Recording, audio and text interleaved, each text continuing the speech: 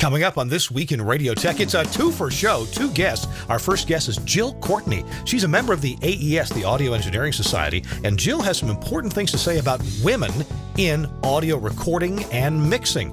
And David Bialik is with us talking about what's coming up at the next AES convention in New York. That's all coming up on TWiRT. This Week in Radio Tech is brought to you by Broadcasters General Store, with outstanding service, saving, and support. Online at bgs.cc. By the new Ruby console from Lavo.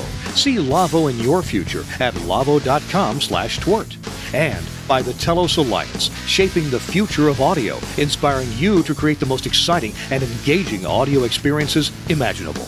Visit telosalliance.com/opt-in. Hey, welcome into This Week in Radio Tech. I'm Kirk Harnack, your host. So delighted that you're here.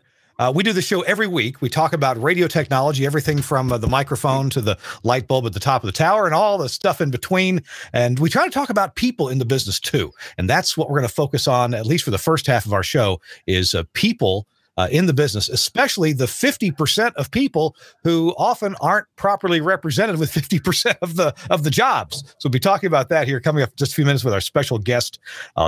Well, I'll tell you who she is in just a minute. Okay, hang on. Yeah, we got a great guest. Chris Tobin is with us. I'm in my usual hangout here in Nashville, Tennessee, but Chris Tobin's with us from a special location. Where in the world and how are you, Chris? I'm well, and I'm in the Catskills of New York State, in the mountains. Out camping this weekend and hiking, rafting tomorrow, and having a good time. That's the plan. This is also the site where I install that Wi-Fi network, so I'm actually on the Wi-Fi network via 5 different radio hops. So let's see how this holds up. Oh, God. Well, yeah. Well, during testing, it wasn't always perfect, but it's great at the moment. So don't move. Just kind of stay there. Oh, yeah, no.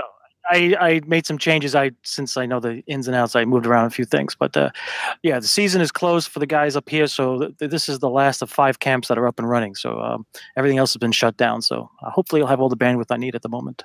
So you're not contending right now with a bunch of Boy Scouts watching Netflix? Nope. Actually, it's about 3 other people. That's it. The entire 12,000 acres is quiet. That's awesome. That's awesome. Now, when we say camping, are you camping or are you really kind of glamping? No. I can assure you, the cabin I have is concrete floor. The bed is made of wood, and it's not something comfortable. There are no springs. There's no box spring. It's just a plastic covered mattress. Yes. There is a kitchen area. There is gas, and there's a stove, and there's a refrigerator.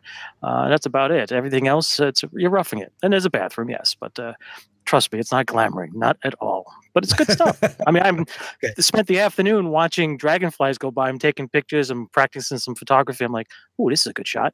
And then all of a sudden, as I'm sitting at this picnic table, table outside the cabin, a bird lands next to me. And it's a pheasant. I'm like, "Oh, look at that!" Not something you see every day. So it's pretty good. You mentioned pheasant. This morning out in front of my house, there's turkeys in our neighborhood, about 20 turkeys in the neighborhood. Occasionally you'll see a good 15 or 18 of them together. More often you see 3, 4, 5 of them together. This morning I saw an albino turkey, a hen. Wow. Oh, yeah. Wow. Yeah. Not completely white, but mostly white and a little bit of brown. But I'm assuming that's an albino. I mean, all its siblings, and I'm assuming they're all siblings. All the siblings are regular turkey looking, dark brown, a little bit of white here and there, mostly dark brown and black. But this one is almost all white. So strange looking. Nice. Wow. All right. Hey, let's introduce our guest real quick because we got to take our first commercial break quickly. Welcome in to see us. I've known this lady on Facebook on the AES Nashville chapter page for a long time.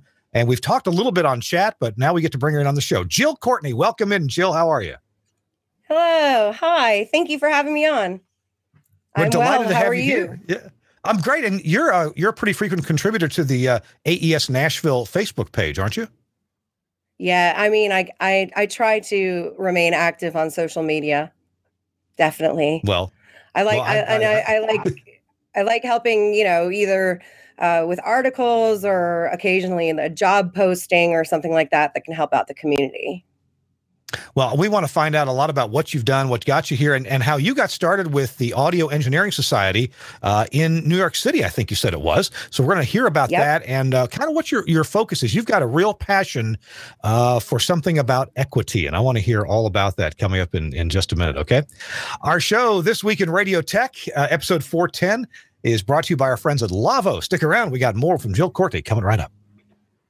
There has probably never been a better time in history to buy a new radio mixing console. Today's consoles are more sophisticated than ever, with more features and functions than you can shake a stick at. But have you noticed how complicated they are? There's a sea of knobs and switches and displays and buttons. Some of them look like you might need a pilot's license to do your show. Well, a board doesn't have to be complicated to be powerful. Just look at the new Ruby mixing surface from Lavo. The first thing you notice is how smooth and streamlined it is. Ruby has lots of cool tech, but what it doesn't have is that confusing ocean of buttons that clutter things up. Now, we all know that there are some console features the jock only uses once in a while, so why dedicate controls to them? Ruby fixes this problem by moving those once-in-a-blue-moon controls to a touch-sensitive, customizable GUI that happily shares screen space with your other studio software, helping you fight control room clutter. Thanks to this design innovation, talent that use Ruby produce smoother shows with less errors. Controls that are used the most fall naturally to hand, while functions that rarely need adjustment are easily controlled with just a couple of clicks in the context-sensitive GUI. And Ruby has cool features you won't find on other boards, like Auto Mix, an intelligent gain writing function that guarantees the perfect mix for multi-mic morning shows and call-in segments. Dual mode snapshots that instantly switch the motorized faders between on-air and production modes. And enough DSP and I/O options to make even your pro sound pals green with envy. And because quality is as important to Lavo as it is to you, every console is proudly built to fanatically precise standards at Lavo's own factory in Germany. If you're ready to declutter your control room, do yourself a favor. Check out the new Ruby and the other cool Lavo radio tech at www.lawo.com/TWiRT. And if you go to that special web URL, lavo.com/TWiRT, it'll take you right to the radio console area. Plus, they'll know that we sent you there, so that'll really help us out. So thanks very much. It's episode 410 of This Week in Radio Tech. Kirk Harnack, Chris Tobin, he's in the Catskills in New York. Oh, my goodness. And our guest, Jill Courtney. And we've got actually two guests on today, so we've only got half the time with each of them. So, Jill, let's just jump right into it. Tell us a little bit about Jill Courtney and AES and why were you in New York and that kind of thing. And then we'll get to your passionate topic today. Okay, sure. Once again, thanks for having me. I started in New York with AES, and I had been a singer-songwriter in New York City and a performer for many, many years. And I had taken a couple of music tech courses here and there. I always had an aptitude for it and very much an interest in it. And I think at one point I was collaborating with someone who had a little bit more control than I was comfortable with. And so I decided to go to school for it. I went back for my master's at New York University. And at the time, right when we started our program at New York University, it was right around 9/11. And so it was a very interesting time, of course. But they said, hey, you should join AES. And they kind of introduced it to us in one of our original classes. And I joined, but I didn't get involved very much at first. I really got involved when I finally moved to Nashville. So I'm pretty heavily involved, or I have been, with the Nashville chapter. With the New York chapter, I didn't get that involved. I was in school the majority of the time, so it wasn't something that was a huge priority at the time. So what has been taking up your time here in Nashville in the music business? I know you teach also, because we all have to make a living. We have our passion and we have our living. And I mean, hey, if I could do TWiRT 24 hours, that'd be great. But, I'm blessed to work for the folks at Telos full time. How's been your involvement in music recording and making music and so forth? Well, I started a company in New York City called Sharkbait Studios. It was a partnership. And I moved that in 2005. Once I graduated from my grad school, I moved that here to Nashville. And at the time, Nashville was way more affordable, especially in contrast to coming from New York City. So in 2005, I landed here, and with my partner, we opened Sharkbait Studios. It was a commercially run audio and video recording facility. And so that took over my life. At the same time, I started teaching audio at the university level. And so my first gig was at Tennessee State University here in Nashville. And they had me teach audio classes, beginning and advanced. And then, of course, I was also their a commercial music, like voice teacher as well, because I do both. And so, so that kind of launched me here in Nashville. And it also got me involved in when I was teaching at the Art Institute of Tennessee, Nashville. They had a brand new audio program, and I was an adjunct over there eventually. And they were starting an AES chapter. They were starting a student chapter, and they needed a representative. And I had been going to AES for years off and on, but I wasn't heavily involved. I would go periodically, particularly if the topics of conversation were something that was fascinating to me. But so when I started the student chapter, I was the representative. And so I would go to the planning committee meetings, and we would plan different events for the Nashville chapter. And then I would take that back to the Art Institute and report back and start a student chapter over there. So that was kind of a pleasure to be able to launch that. And then after that, I'm sorry. After that, I was on the committee. I stayed on the committee even past my tenure at the Art Institute. And I became a full committee member, helping plan and volunteer. And I've been quite active with it, actually. So maybe you can, so many things I'm curious about. And one of them has to do with music recording and mixing, which I know you've done plenty of, and you've been on the performing side too, but relating making a mix to broadcasting of that mix. And of course, up until 10, 15 years ago, almost all mixing was done with the idea that it would be broadcast, right? And right. And Chris Tobin, feel welcome to jump in on this too, because Chris does field mixing more for talk segments, but he also does music segments as well. He works he's the director of engineering at a jazz station in Newark, New Jersey, and so they do plenty of live stuff too. So I'm curious about when you're mixing music, when you're recording music and doing a mix, what, if any, regard is paid to, or thought is paid to, this is going to be broadcast. This is probably going to go through some audio processing. And is there any thought about that, or you just make the best mix that you can right there for listening off whatever medium it is that you're recording on? In other words, is there any thought to the fact that this is going to be broadcast? Is this a question for me? Or I'm sorry. Him? Yeah, Josh. Is that ever talked about? That, hey, this is going to be broadcast. Maybe we should listen on it through maybe an older Optimon. Maybe we should get a hold of some broadcast processor and squash this up pretty good. See what it sounds like. I honestly have never taken that into consideration, because a lot of times, especially now in broadcast, things are going to be compressed anyway. So to me, it's all about just getting the best mix possible to my ears and within the environment that I'm in. I'm either doing a live recording, like a concert recording or something like that, or a studio recording, which is obviously a more controlled environment. Or then, of course, I do audio for video stuff, like live capture for that. So none of it really is, I don't think that there's any difference for me as far as like, oh, this is going to be broadcast, because at the end of the day, we have to go through a whole lot of steps before it even gets to that point. And I figured that would probably be the answer, especially nowadays, since when any recording that you make, it could go out over all kinds of different transport media, right? Could be broadcast on AM or FM radio, could be streamed. It could be downloaded as a podcast or as a recording. Could, of course, go on a CD, like an old-fashioned CD. Chris Tobin, you got any thoughts about this this notion of thinking about the medium when you're doing the mix? I know I don't do that. I just go for the best recording and recreate what we're hearing in the studio or on stage if it's a live event.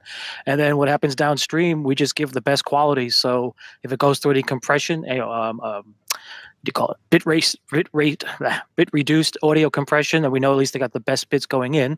If it's audio, FM, digital, or analog, again, it's the best quality going into the processing, whether it's an Optimod, an Omnia, or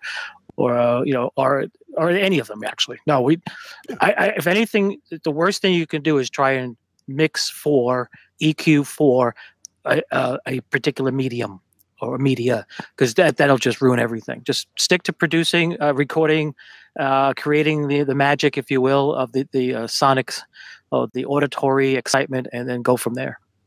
It does seem like back in the 50s and 60s and maybe in part of the 70s, records tended to be mixed or at least mastered with the idea that they were going on AM radio. And of course, records that were going to be actually pressed to vinyl, actual records, you had to pretty well sum the deep bass notes, because you didn't want to get bass excursions too far left or right that wouldn't print well on the vinyl, and couldn't be handled by the stylus picking it up, or even by the stylus scratching it out. So that was obviously a limitation in the medium that you had to account for in the mastering process. So we've covered that pretty good. So let's run into Jill's topic here that we really wanted to talk about. Jill, on this show, 90+%, probably 98% of our guests have been guys. And that's because there are lots of guys in broadcast engineering. Totally. So, I don't consider myself sexist, but, I realize some of the things that I have done or have to do as a broadcast engineer. I don't know that I want my daughter doing that, but am I thinking about that wrong? Of course, I wouldn't want to stop her. If that's what she wants to do, great, I'll help you all I can. But I'm thinking, oh, sweetheart, you're so fair, you're so nice. Don't get into this. So tell me where you come at from this whole idea of equity in the STEM or STEAM areas of education and work. Well, I mean, first, I know I'm an oddball, but I've always been really super tech and mechanically inclined and musically inclined. And so for me, it was a really authentic choice to go into audio. I didn't know that I was going to be a minority. I was in a classroom at NYU, and there were maybe 2 or 3 other girls that I'd see throughout the program, maybe 4. I knew all of them, of course, because we immediately were like, oh my gosh, we're surrounded by guys. But I didn't really realize that it was such a discrepancy at the beginning. And then it, became quite obvious to me. And then, of course, moving from New York City, where there were more women, to the South in Nashville, I remember going to one of my first AES meetings, and I was with my business partner, who is a man. And so that I knew one person, and that made me comfortable. But as I looked around the room, I remember seeing a few other females, and I would always go up to them because I'm like, oh my gosh, there's another one. That's amazing. And, as I realized that I was a minority, and inevitably it would be like the wife of somebody, or, one woman who was heavily involved, was more of like, she does, equipment dealing, like she deals with equipment and rentals and stuff like that. So she is involved that way, but she was not an audio engineer. So I was kind of hard pressed to find many more. And so I kind of went on this quest, and I found a few in Nashville, and I found more outside of Nashville, and I decided to interview them. And so for me, I think it was just kind of a quest for a mentor that looked like me, and some people who might be able to relate to this solitary way of being, because it's, but at the same time, I have amazing men who are my mentors as well. And that's been a fantastic experience for me too. So I feel like there's benefits and there's downfalls of being, one of the only ones. So I want to ask you about something a bit more technical as it relates to men and women. Now, in broadcast engineering, we had traditionally been told, and I still believe it, that if you adjust the audio processing on a radio station, and it's kind of harsh. I mean, you're going for loudness, and so you're really into the clipper. And this applies maybe more to technology of the 70s, 80s, and 90s, and a bit less so today with some of the modern audio processors we have now. But the idea was, if your audience was predominantly male, if that was your target audience for a radio station, you could clip a little harder, you could get a little more grunge in there, and the guys wouldn't mind it. But if you're running a Mix 92.9 here in Nashville, if you're going after long-term listening, especially female long-term listening, you did not want to do any more clipping than you absolutely had to make yourself print on the radio. That women were more sensitive to that kind of clipping, and they would tune away, and they wouldn't quite know why. They just found it irritating. So what I'm talking about really is differences in listening and audio perception and willingness to put up with a certain sound. Have you ever found that to be the case yourself? Differences in men and women as you're mixing or mastering audio? Well, I will be the first to let you know I've never been a man, so it's hard for me to compare ears. But I've heard that we have more sensitive ears. I am that nerd in the back of the club that is wearing earplugs at all times. So for me, my ears are my moneymaker, and so I protect them like a total dork, and I have no shame in my game with that. But, for me, I am extremely sensitive to clipping and to any sort of distortion. So it is an irritant to me. It is something that would make me walk out. If there's bad sound, especially in Nashville, it's like almost, an offensive thing. It's like, you're in Nashville. You're like, what? You're in Music City. Like, this should be the best,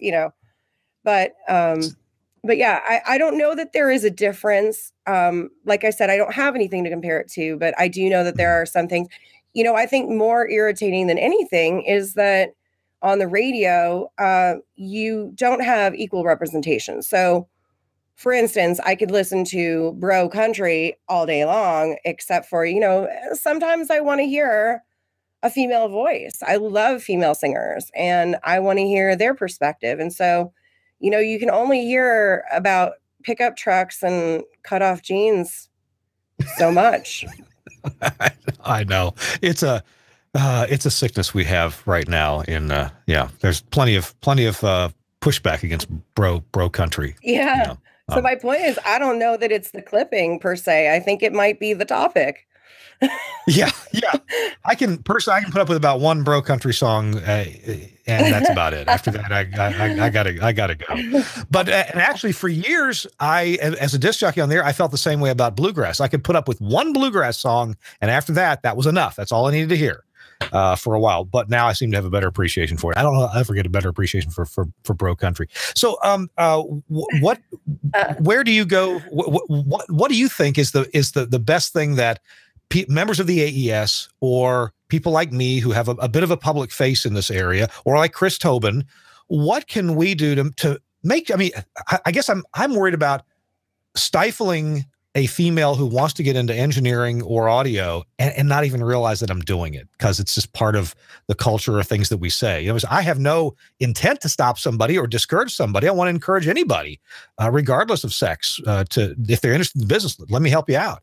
But what do you think are things that we should be careful of to accidentally not, make people feel invited? I know this is such a sticky subject, and I have no problems with it. Obviously, I'm the first one to post something about gender equity, even though it's to a forum with 90% men. So I don't really, I don't mind having these tricky conversations. I think first off, there are a lot of things you can do. And look, you're having me online right now. You're doing your part. You're like diversifying. It's not just females, it's also minorities. And it depends on where we're located. In Nashville, it is very white male centric. It just is in general in our business, but here it is specifically so. And I think one thing that you might be able to do is just, encourage females, like bring them into the fold. Like, I think a lot of times we are doubted, like our abilities are doubted. And that's weird to me because there's nothing that says that, you have to have a penis in order to do a job. So, except for maybe peeing standing up. Other than that, which is helpful at some outdoor concerts. Yes. Yeah. Other than that, like everything else, it seems to be like kind of an equal playing field. And so I think just by being inclusive and being open-minded and, also the one thing that I always wish would happen that is actually starting to happen, and I've just seen it really this year, is when other men, troll, or when other men are being bullying, which is overt sometimes, especially online. It's hard for a female to then, rage against the machine, if you will. I have no issue with it.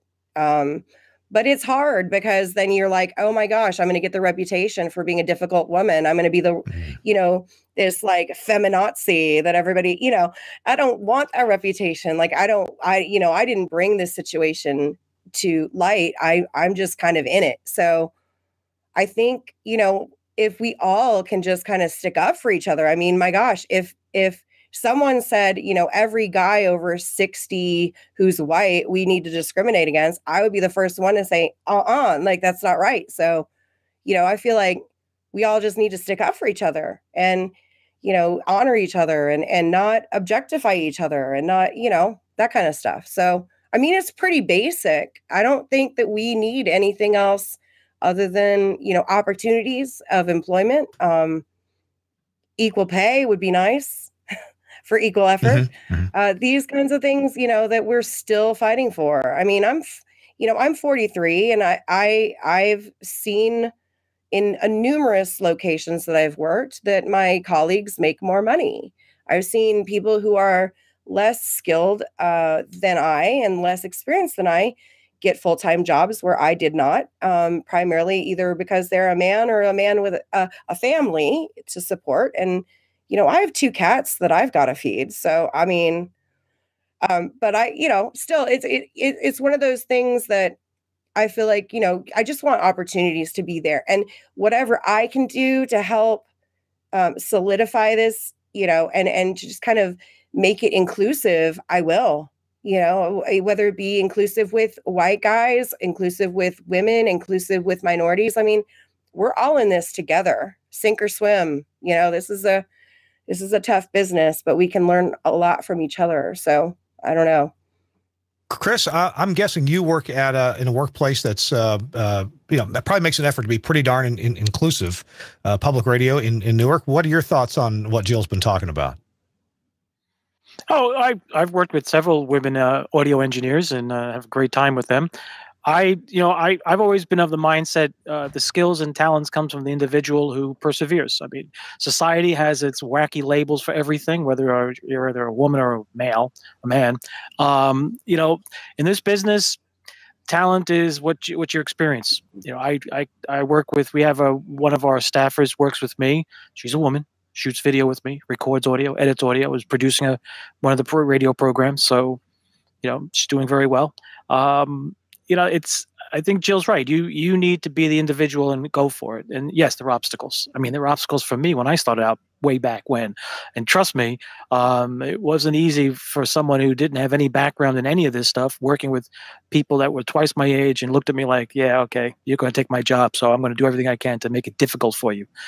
And they did. Trust me, they did. And if I was a woman, I'm sure it would have been almost impossible. But things have changed considerably these days, and I believe opportunity does present itself. And to Jill's point, You need to just push forward and keep going and be, smart about yourself. And, learning this stuff and doing these things, it's not that difficult. You'd be surprised at things you can find out. I mean, I didn't have the internet when I started out. It was the Encyclopedia Britannica and School of Hard Knocks. That's right. And Jill, you mentioned some online, let's say, ruffian behavior, and what I almost sometimes I wish we could do away with that medium for chat, because people are so rude there online when they think they can just say something, and I think sometimes people say things that they really didn't even mean. Like you said, okay, this is a place where I can test anything I want to try to say, even if I don't really believe it. I'm just testing the boundaries. It's almost like a 2 or 3 year old checking all the boundaries. And believe me, we had a 2 or 3 year old here pretty recently. He's 8 now. So he's not checking quite as many boundaries. But people, and I guess what I'm getting at is it's so easy to be genuinely offended by what the crap people put out online, and that's why I'm saying, boy, probably best to stay away from that, and not use that as a yardstick. But I'm sure that's not your only measure. It isn't, and honestly, any female that is in this business for any length of time, that is the least of our concerns, to be honest. I mean, someone online, a troll, to me, it's almost a gift, because you're like, oh, okay, well, that's not someone I'm going to hire. That's not someone I'm going to recommend when I have a client who's looking for a bigger studio. I'm not going to send them to that person. So, to me, there's good and bad with that. They reveal who they are through that, and I have no problem taking notes. That's one of the good things about easy, free communication is you find out who is a jerk. And that person loses business just because it used to be we could be a jerk and kind of keep that amongst our bro friends or whatever. And now you do that, and it gets out and people find out about it. And yeah. So, hey, we got to wrap this up pretty quick. You sent me a link to a video on YouTube. Would you like me to post that in the show notes as part of your story here? I mean, you're welcome to. Sure. Okay. Absolutely. I think you. I guess you wrote that copy and read it, right? Yeah. That was for my guess. That was for grad school. Well, okay. It seemed like this is a pretty good project here. I bet she's doing this for a reason. So I'm going to link that in the show notes. Folks, you're watching this show with Jill Courtney. I will put in the show notes a link to a YouTube video where she kind of really describes the struggle, her ups and downs, and where she would like things to go and how things can be better for equity in the audio and sciences world for men and women. So, Jill, thank you so much for joining us. I really appreciate it. Thank you so much for having me. I really appreciate it. And Jill, you know what's coming up next? We've got a quick sponsor message, and then Jonathan Weiner from AES is going to join us. He's actually in Japan, and I said, "Dude, would you record me a little, just a little encouragement to come to AES in New York?" He said, "Gladly, I'll do it." So he sent it overnight last night, and we're going to have that. It's just a minute long, and then David Bialik is going to be with us right after Jonathan. And David and I are talking about the AES sessions and the special interesting sessions that are coming up. So it's pretty cool. So once again, Jill, thanks for joining us. I appreciate you being here, and hope to have you back again sometime. Okay? Absolutely. Anytime. Right. Thank you so much. All right. Hey, Chris Tobin and I will continue in the next few minutes. We're going to hear from the folks at TELUS, and we'll keep moving along on This Week in Radio Tech.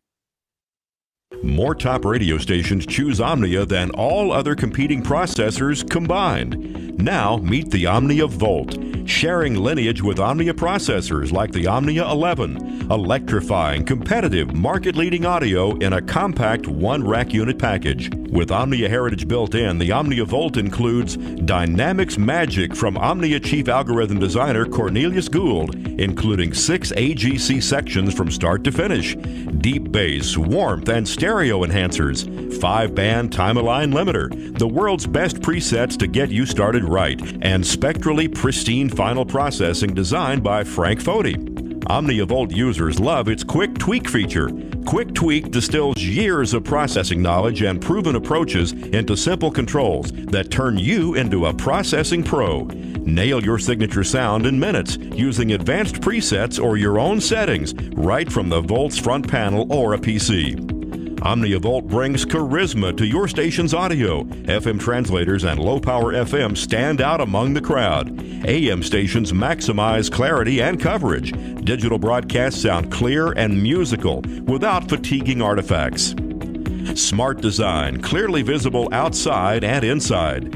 Input and output connections in analog, AES3, Livewire, and multiplex for FM. Automatic input selection handles redundant STLs. Remote control works with today's browsers, tablets, and smartphones. Idealized patch point for external watermarking. And hardened construction to withstand lightning strikes, surges, high RF fields, and harsh conditions. The new Omnia Volt is stunning. Everyone will know you've got an Omnia on your station. Omnia Volt is versatile too. DSP Core firmware alters the personality of Volt to fit your changing needs. FM, AM, digital transmission, or studio processing. Volt can even be used as a standalone stereo generator. DSP cores aren't extra cost add-ons. Download the functionality you need for free. The Omnia Volt. Omnia audio processing for any station, and a smart upgrade for aspiring broadcasters. Proven audio processing that'll leave your competitors in the dust.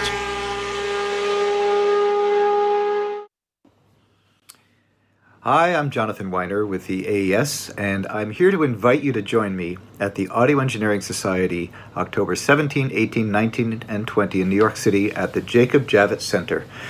I'm in Japan right now about to give some presentations because we're working to make audio better, awesome, all over the world. This October, we're going to have an incredible convention. It is going to be diverse, led by a bunch of experts talking about subjects that range from product development to broadcast and delivery, to building your own stuff, audio education, forensics, restoration, oh goodness, machine learning, really the four corners of the audio universe. And the Audio Engineering Society convention is really the best place for you to go and network with your peers, learn new skills, and move forward in your interest and careers in audio. So I really hope that you'll join me, and I look forward to seeing you in New York City in October at the Jacob Javits Center. And we're back on This Week in Radio Tech. Kirk Harnack here on this episode where we're talking about the Audio Engineering Society and their convention going on in New York City. And as usual for these, we have the guy who's in charge of all the broadcast sessions at AES. It's David Bialik. Welcome in, David. How are you? Thank you, Kirk. And it's broadcast and online delivery now. Oh, okay. Okay. Well, that's good because that's how we treat our show This Week in Radio Tech. We talk about, the microphone to the light bulb at the top of the tower and everything in between, including all the digital stuff, because that's becoming a bigger and bigger thing, and it's only going to get bigger. So cool. Online and digital. Say that again. Audio and broadcast and online delivery. Okay. Because they wanted to call it broadcast and streaming, and I said I refuse to be the chairman of BS. Okay. Well, and with that, David, hey, I'm going to see you there. In fact, we're going to try to do a TWiRT show live from New York on Thursday during the AES. So I'm looking forward to that. Maybe you can join us for that for a few minutes as our guest. Okay. We might be the AES. We might be at some watering hole, though. Well, we'll see. I don't know if I'm going to bring it to any heights this year, but that's besides the point. So I want to ask you a really basic question. Most of the listeners and viewers of this show are broadcast engineers, the vast majority radio. We got a few TV people and some streaming people. And I was wondering, why should a broadcast engineer, okay, you're probably already a member of the SBE, or maybe not. You might be a member of SMPTE if you're in television. Why should you join the AES? What's it got for an engineer like you or me? Okay, first off, the AES show is a lot different than NAB. Number one, our sessions are teaching technology and techniques. We're not doing sales presentations. There are presentations going on for sales, but when we have the technical program, which I'm in charge of for broadcast, we are actually talking about the technology we're teaching. And I don't care if product A is better than product B. We're talking about how to use it instead of why you should buy this. And we're not talking price at all either. Now, you're in charge of this broadcast and online delivery track of sessions, and we'll talk about that in just a second. But there are a myriad of other sessions available too, and some of them are hugely attended, especially gaming and I guess audio for video, things like that. What are some of the biggest attractions at AES? Okay, we have so many different sessions. There's stuff for gaming. There's stuff for audio for cinema. There's historical, which I also happen to like. Oh.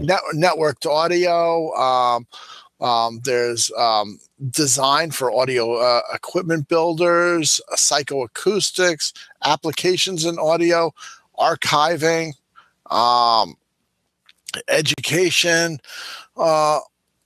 recording studio, and then there's student stuff, and there's special events, and there's sound reinforcement. It's a whole potpourri. So I want to ask about the science real before we get into the sessions. We'll get to them here in a second. I was thinking about this, just the science of audio, and for decades, scientists and engineers and inventors made significant strides and progress in getting audio to be better and better and better. And maybe people like me all along the way for decades thought, well, this is as good as it gets. I mean, 15 inches per second reel-to-reel tape, nothing could be better than that as far as audio reproduction. And then we brought MP3 and said, hey, let's use it for music. Yeah, exactly. So my question is, are there still strides being made in audio quality? Absolutely. Absolutely. Okay. There's strides in audio quality. There's strides in digital compression. I mean, for streaming alone, people are working on HLS and AAC and all different codecs and audio quality. I mean, audio is only getting better, and audio processing is getting better. Sometimes, and let's face it, it's a whole new game with digital, because we had analog really great, and then we brought digital, and we basically set the bar really low and started going up again. Well, yeah, I hear you. And that's a whole topic there about, digital audio quality being low because we had low bit rates for the last mile delivery or even the middle of the internet delivery. And, now things are getting better. But anyway, I digress. I just wonder if there were strides being made. And you also have new forms of media that's happening now, like in television. A lot of strides are being made in over-the-top television. Yeah. And that's definitely a big thing. Podcasts for audio and for video, or for audio, video with audio. And that brings up a good point about podcasts. You and I have both heard plenty of podcasts that are produced by people who know what they're doing with audio, and they sound great. And our delivery methods are such that they still sound great being delivered to your phone or your iPod or your computer. But there are still podcasts out there that sound terrible. And I guess my point is this: it doesn't cost very much to sound great.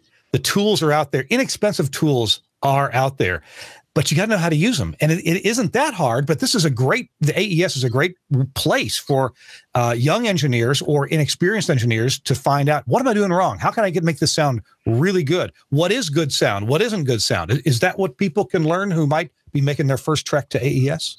That's definitely, I like to, when that question comes up, I like to think of a conversation I was having with Bob Orban and Frank Foti, and Frank went and quoted Bob and said, hey, we only make the guns. How you shoot it is not the problem.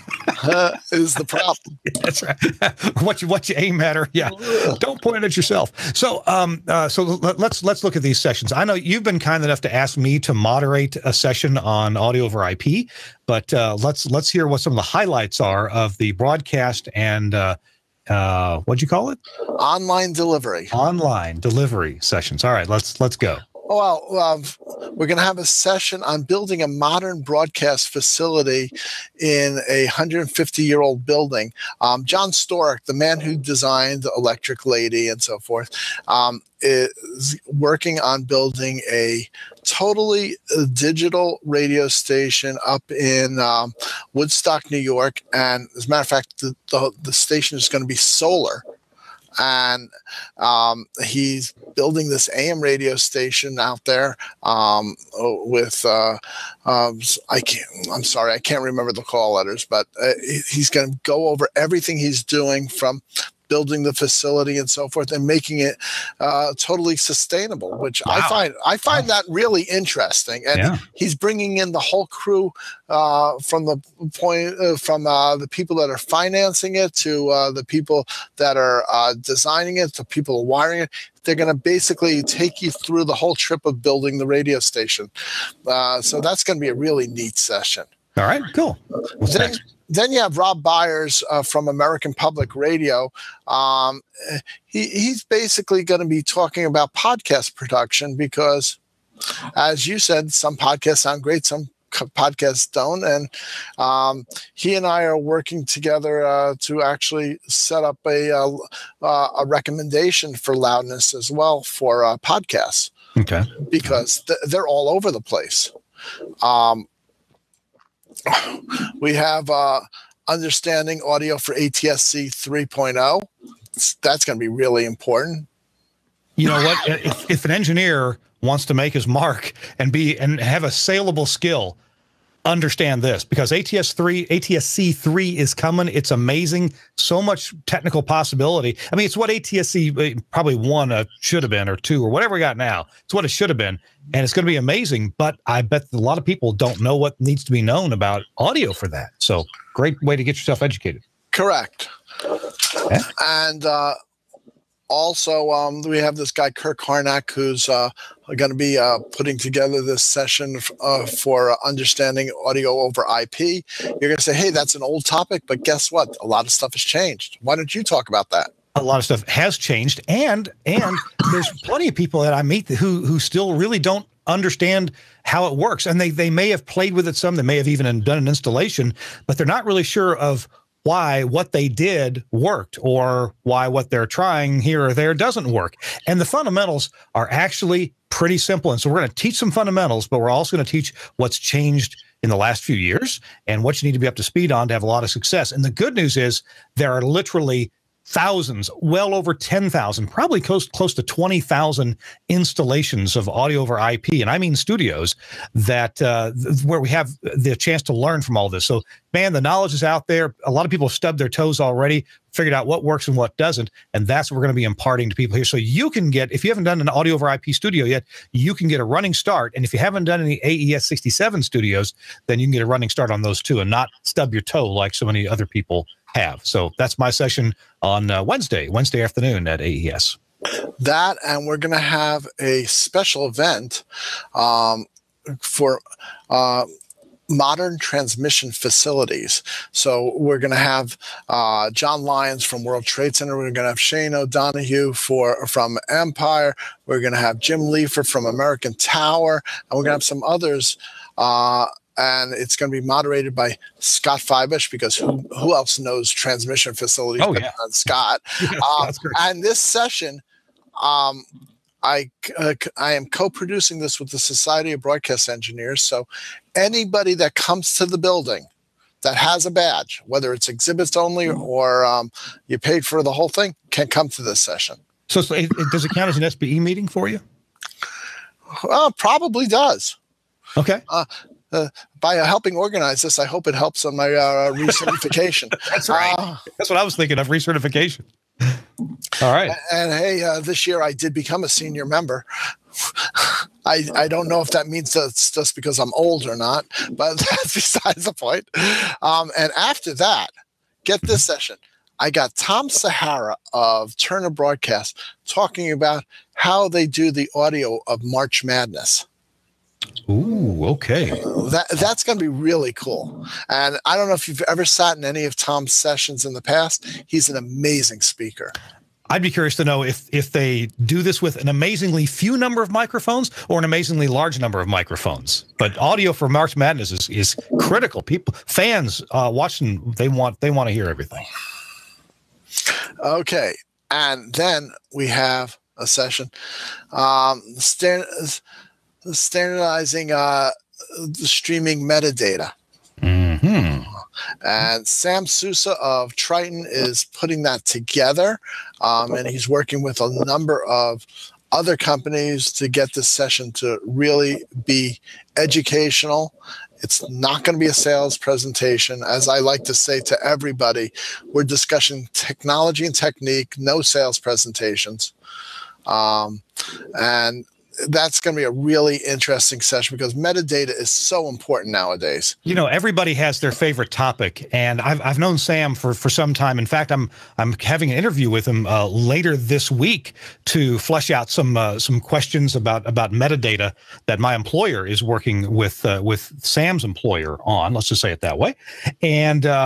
You know, almost any one of these sessions, if it's your topic, if it's your hot button, you could say, if there's one reason why you come to AES in New York, this is it. And for me, seeing Sam and hearing him talk about standardizing metadata, that's going to be very worthwhile. So I will definitely be in on that. What day was that session? Do you have that? Well, the days and times are still up in the air, so things are moving around. They might be set for a day today and move tomorrow. Okay. Also, we're going to at the convention, we're going to have the DTV audio group having their usual meetings. So they'll be there, and also we're going to have a session called Loudness for Over-the-Top Television, and that is incredibly important because, let's face it, the over-the-top TV is growing like crazy. Now, then, have you ever met Thomas Lund? No, heard the name, haven't met him. He's putting together a session on listener fatigue and auditory stress. Thomas is probably the leading person on that. So, I highly, even though you're saying, oh, I don't want to send something that's called listener fatigue, it's incredibly important. We have stressed it for a number of years because if you can content is king, and you want to make sure nothing is fatiguing because then you're going to lose your audience. Well, and for radio people, this is key too. Even if they're talking about television, audible fatigue or listener stress, you know, we in radio need to understand this well too. We don't want people ever tuning away from our station and they don't know why. It was just getting on their nerves, you know? You good to understand this. Right. And after this, we have David Layer and I have put together this session, The Future of Audio Delivery to the Consumer, both home and mobile. We're going to be discussing smart speakers and everything else. It's a whole new world out there on how audio is being delivered. I'm just waiting for my comm badge right here, just like Captain Kirk had, and just like staff had, right there. That's what I want. I want my, you know, she who shall not be named, my Echo. That's it. The new Amazon Echo Pin. I personally think it's not that far away. Yeah. I mean, I have 7 smart speakers in my house right now that I can walk into any part of the house and turn on the lights, the stereo, the TV, the thermostats, and plus listen to any streaming audio source. I guess before we say, Andorra, beam me up. I guess we got to work on the beaming part first, right? I'm just waiting for trouble with tribbles. There you go. There you go. All right. So David Layer sessions are always great. So glad you're doing that with David. What's next? Loudness for streaming. I'm chairing this session, and basically we're going to loudness on. It annoys me to no end when you're listening to a stream and then they break for commercials and the commercials shoot you through the room. That's injected audio. Loudness has to be standardized, and that's one of my pet peeves, and I've been working on it forever. And we've introduced the recommendations for loudness last year, and the video version has actually been moved towards a standard, and it's very important. I can't say enough about that. So we should just rename this How to Make Your Programming as Loud as the Commercials, or as annoying as the commercials. Now, there's a better way to handle it. I'm sure we'll find out about it. Okay, and then Howard Price.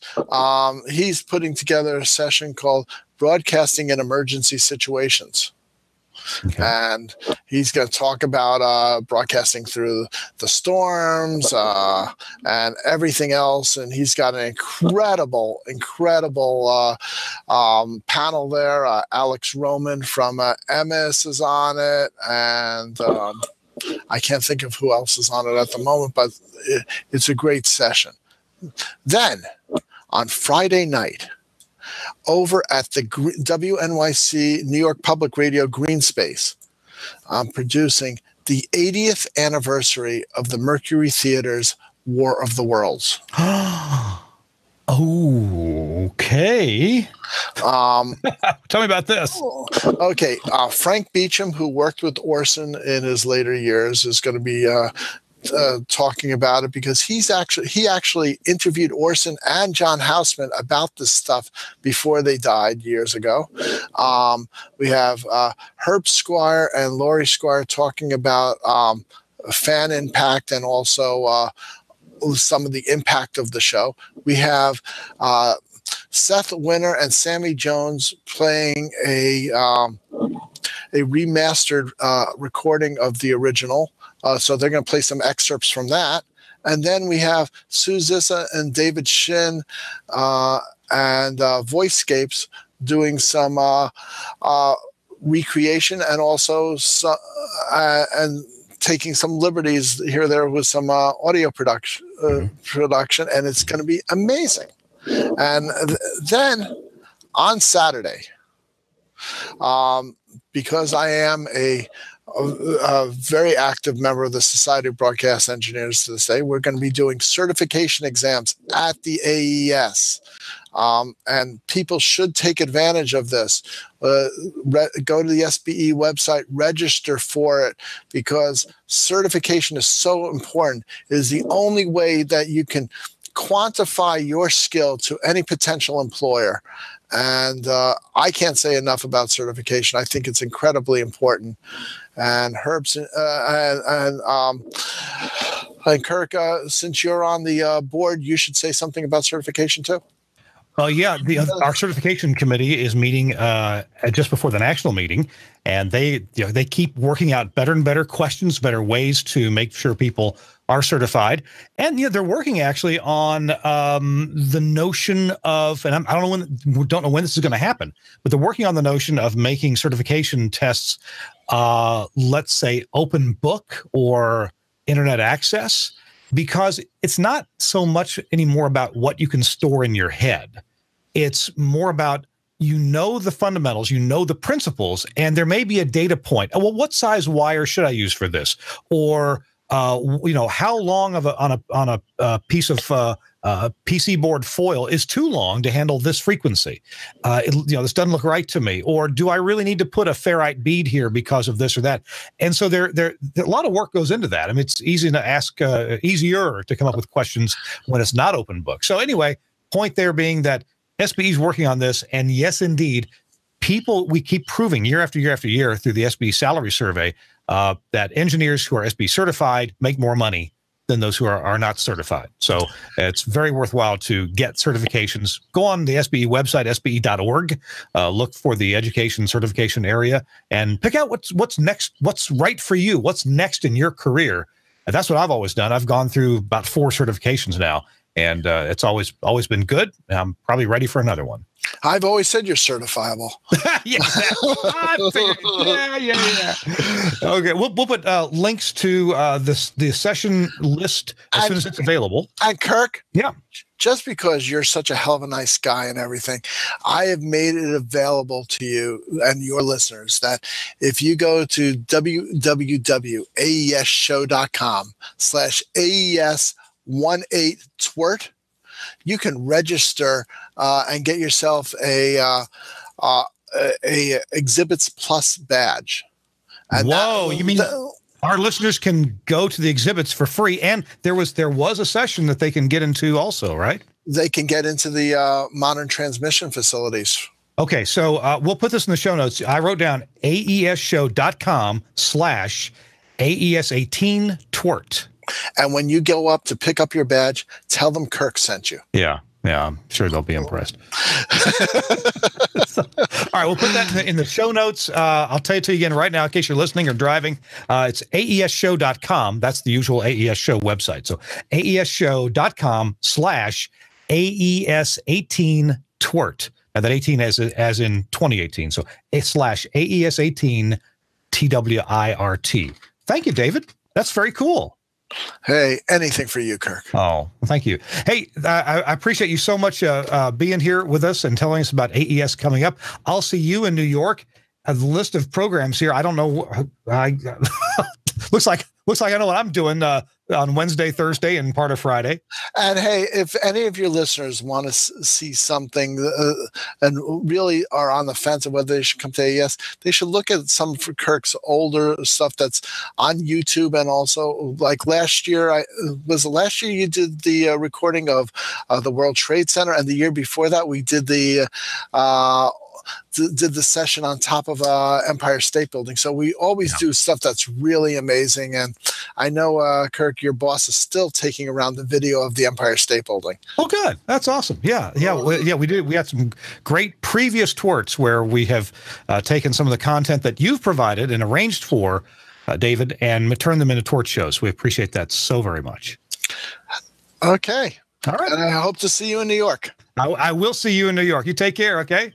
That's David Bialik. He's with Entercom, and he's also in charge of the streaming and online delivery content. No. Broadcast and online delivery. I'll get it right eventually. Broadcast and online delivery. BOD. Right. Broadcast and online delivery. Way better than BS is BOD. And we have to see if we can get Chris Tarr to show up this year. Yeah. I'll bug him. I've been bugging him already. Okay. You take care, David. Thanks a lot for being here on this segment of This Week in Radio Tech. The Aaron 655 is the latest addition to the Innovonics family of rebroadcast receivers, designed specifically for FM broadcast translators, also referred to as relay transmitters. The Aaron 655 is unique as an uncompromising DSP-based HD radio and FM receiver combined with a powerful 3-band audio processor and dynamic RDS encoder. IP connectivity adds streaming capabilities, and a web browser interface gives you total remote control of the unit from any PC or mobile device. The Aaron 655 gives you maximum flexibility for program sources. Select program audio from analog FM, digital channels HD1 through 8, streaming sources, and analog or AES digital line inputs, all with assignable failover audio backup. The internal RDS encoder allows you to customize your RDS messaging. You can use incoming off-air RDS data, convert HD radio pad data to RDS, convert streamed metadata to RDS, or receive IP telnet data. Comprehensive audio processing includes gated and windowed AGC, a unique syllabic leveler, 3 bands of compression, and both wideband and independent HF limiting. Easy setup is achieved by using 10 factory presets and 10 customizable presets. The processor also supports day parting, allowing automatic preset changes to follow different programming formats throughout your broadcast day. The front panel has an OLED display and jog wheel with intuitive menus for easy setup, advanced control, and editing for all operating parameters. The Aaron 655 dynamic web interface gives you total remote control of the unit from any PC or mobile device. A comprehensive set of menus includes a quick overview of now playing info, input-output control, processor options, RDS encoder, alarms and notifications, SNMP settings, and much more. You can also listen to the live audio broadcast streamed through the web interface. That Aaron 655 is pretty amazing. What a receiver and RDS generator, and it'll go right back into your audio processor, or rather right back into your transmitter. You can get the Aaron 655 from our sponsor, Broadcasters General Store. You can find them online at bgs.cc. That's bgs.cc, or call them. I love to call them because they love to talk on the phone. Really friendly and very knowledgeable. Call them at 352-622-7700. Again, that's 352-622-7700 for Broadcasters General Store. Say hi to Carly or Carrie or Jessica or Jonathan. So many good people there. Thanks a lot, BGS, for sponsoring This Week in Radio Tech, along with Innovonics and the Aaron 655. Okay, real quick, we're going to wrap it up with a couple of quick tips. And Jill Courtney is still with us. Jill, you got a quick tip for us, for our listeners? Oh, you're muted. It always happens.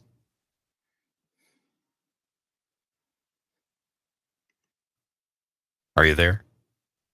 Are you there? Nope, not there. Okay, hang on. You hang on. We'll try to figure it out. Chris Tobin, you're up with your tip.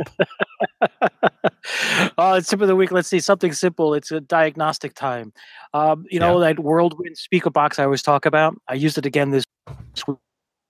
Audio cables, some microphone setups we have. So I think I'd recommend the little Q box, the built-in speaker and the ability for you to listen to stuff. And it also plays out a tone. So I was actually working on a project for a live setup, and I needed to verify a cable. And I actually fed tone into it and found at the other end where I needed to. So I didn't have to look for cable numbers or hope something was the right color tape and things of that sort. So I think it's still called the Q box. It's a handy little box. I have to tell you, it's not digital. It's not AES. Doesn't do all those crazy things. It's real simple, straightforward analog amplifier with headphones and XLRs in and out. I would, it wouldn't surprise me if Chris Tobin owns stock in Qbox, but he doesn't. He doesn't. It's totally I don't know. These are tools that I use. Everybody I work with. There's folks I've worked with on projects that are hell-bent on having to use the latest technology to do something very straightforward, which is their audio on the cable at the other end. Yeah, well, this little box will do that for you. Or you could get the $2,000 crazy digital device that says there's something present or not. You don't need a spectrum analyzer to see if all three wires are hooked up and wired correctly. Exactly. Exactly. Yeah. So, see, did we get... oh, okay. Jill's still not with us yet. Okay.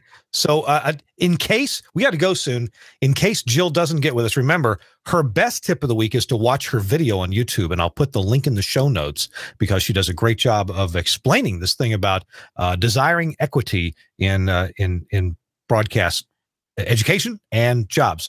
I've got two quick tips. My first one was something that David Bialik referenced, and I'll put this in the show notes. You can register for the AES convention for free by using a TWiRT code. And if you go to aesshow.com/AES18TWiRT, then you get to register for free. You got to put that code in at the very end, and then your cost will be $0 for the exhibits. And there is at least one session you can go to with just having an exhibits badge. You don't have to pay for the whole registration. The second tip that I've got, I don't know, this may or may not be in the show notes. My brother-in-law introduced me to the ringtone Annoyatron. Now, they have several different models of Annoyatrons. You pull the plastic thing out, and you can set it by pushing the button.